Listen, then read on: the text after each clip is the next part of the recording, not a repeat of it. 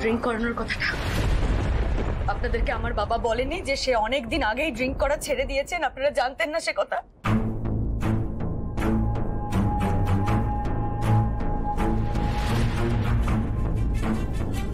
হ্যাঁ, সেটা আমাদের ভুল হয়েছে।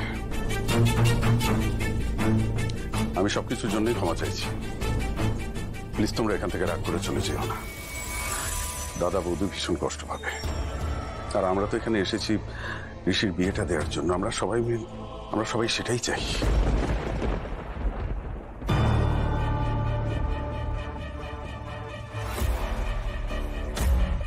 আরে আমরা তো জাস্ট এমনি আড্ডাই দিচ্ছিলাম, মানে নর্মালি। আমাদের কিন্তু সেরকম কোনো ইন্টেনশন ছিল না। কি কাকুমনি বলো?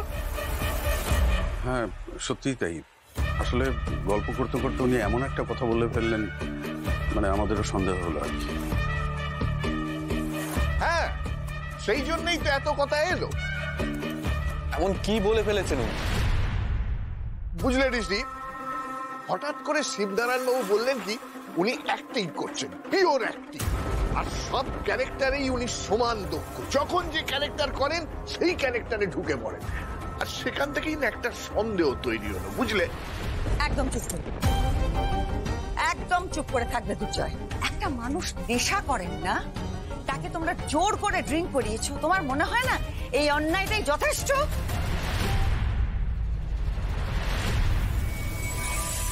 বিভা, বিভা, বিভা, বিভা, আমার কথা শোনো।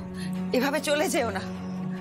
আত্মীয় স্বজন সবাইকে বলা হয়ে গেছে, আত্মীয় স্বজন বন্ধু বান্ধব সবাই কালকে চলে আসবে। সবাই জানে বিয়েটা হচ্ছে। এখন যদি তুমি বিয়ে ভেঙে দাও, তোমাদের পরিবারের আমাদের পরিবারে দুজনেরই তো বদনাম হবে। যদি একটু দিদিকে বোঝাও বিভা। বলছি আপনি টেনশন করবেন না, আমি আছি তো, দেখছি। আপনারা সবাই প্লিজ প্লিজ কেউ টেনশন করবেন না। আমি বলি কি, এখন আগে বাবাকে ঘরে নিয়ে যাই, তারপর আমি দিদির সঙ্গে কথা বলছি। দিদি, দিদি তুই প্লিজ প্লিজ এখন আর কিছু এটা নিয়ে বলিস না। শান্ত হ, একটু শান্ত হ। অনেক রাত হয়ে গেছে, আমরা সবাই বরং শুতে যাই, সেটাই ভালো হবে নাকি? কাল সকাল থেকে তো অনেক কাজ, তাই না দিদি? চল চলো বাবা, চল। সাবধানে সাবধানে সাবধানে।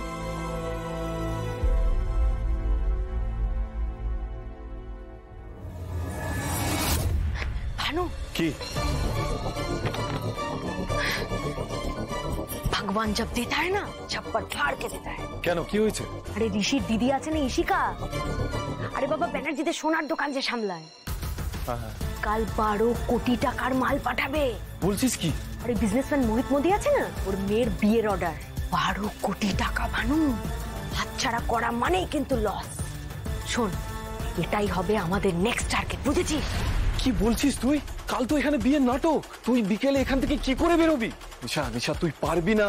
শোন, এই প্ল্যান তোকে ছাড়তে হবে। যে কোনো একটা প্ল্যান কর, হয়তো এটা কর, নয় গয়না লুট করা প্ল্যান কর। দুটো একসাথে করতে গেলে চাপ খেয়ে যাবো ভাই।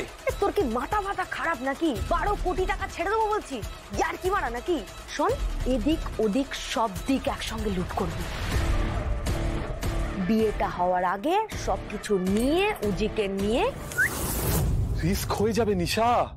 শোন, একদম এইসব ব্যাপারে মাথা গলাবি না, ঠিক আছে? তুই গাড়িটার ব্যবস্থাটা শুধু কর, বাদ বাকি কি করতে হবে না করতে হবে সেটা আমি বলবো।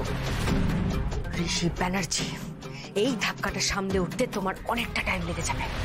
মুখ থুবড়ে পড়বে একবারে, তখন বুঝবে হরিপ্রসাদ মিত্রর মতো গরিব মানুষকে ঠকালে তার পরিণতি কি হয়।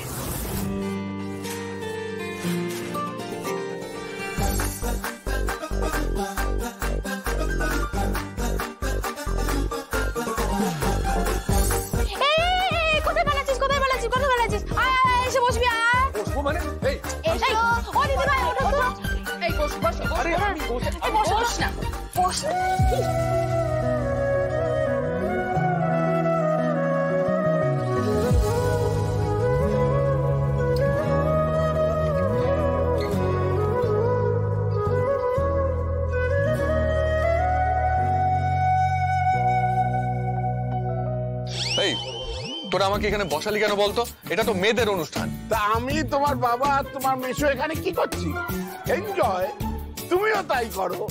বিয়েটা তো তোমার। না, আমি ওসব এনজয় করতে পারবো না। এই চুপ করে বস তো। বসে মেহেন্দিটা করে নে। কি? এই ফাজলামো হচ্ছে? আমি মেহেন্দি কেন পড়তে যাব? এই না গো, দাদা ভাই একদম মেহেন্দি পড়বে না। আমাদের দাদা ভাই কি রণবীর কাপুর যে জ্যোতি বৌদিকে বিয়ে না করতে পারার দুঃখে হাতে মেহেন্দি পড়বে? এই তুই কে রে? হ্যাঁ, কোন কথা থেকে কোন কথায় চলে যাবে, আবার রিলেটও করা যায় না। এই দাদা ভাই দেখ না জ্যোতিদির হাতে কি লেখা হয়েছে। এই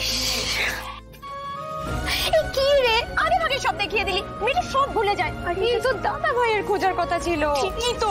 উফ, কি করিস না তুই। আপনি মেহেন্দিটা করুন তো প্লিজ।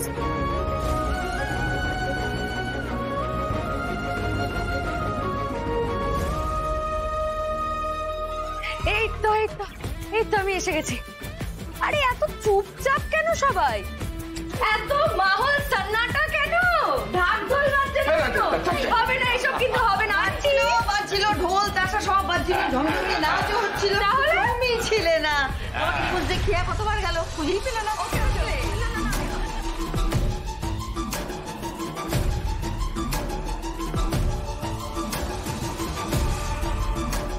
দিদিকে হঠাৎ এত খুশি দেখাচ্ছে কেন? ব্যাপারটা কি? নতুন কোনো প্ল্যান করেছে নাকি?